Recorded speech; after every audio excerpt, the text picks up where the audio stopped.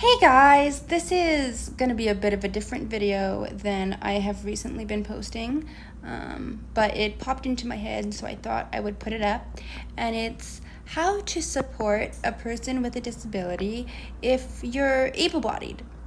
Now, this could take a bunch of different, this could be a bunch of different things for a bunch of different people. But I'm just going to do the overall easiest, like my 3 best points.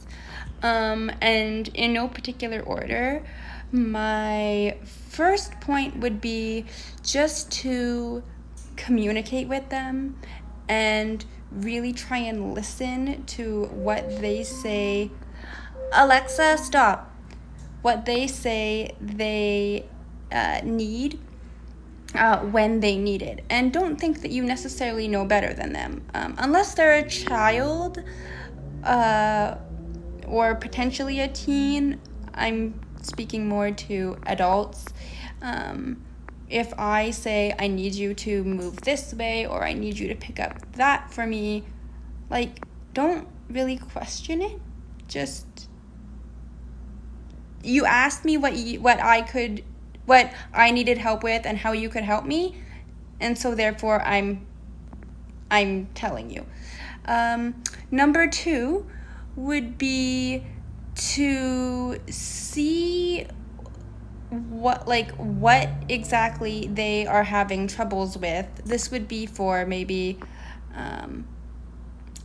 children or teens, and see how you might be able to help them. Like if they're having trouble, say, with knives, or with cutting bagels, because that's something I had a trouble with for the longest time.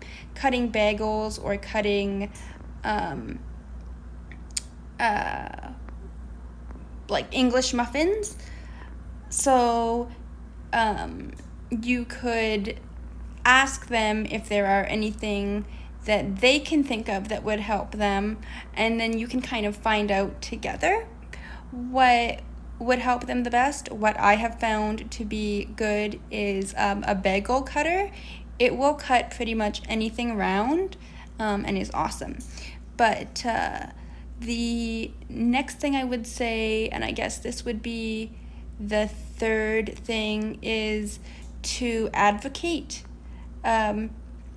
Advocate for that person, whether they are young or old, or advocate with them. Because often as persons with disabilities, we do need to advocate for ourselves, but depending on our disability or the day that we're having, it's harder to maybe put our thoughts into words, or to create a cohesive argument. So sometimes just to have somebody there to remind you, or just to be around, because dealing with a bunch of big things, and a bunch of people going up against one person, it can be kind of scary. So it's just nice to have somebody who there. And then I think the last thing I would say is don't judge.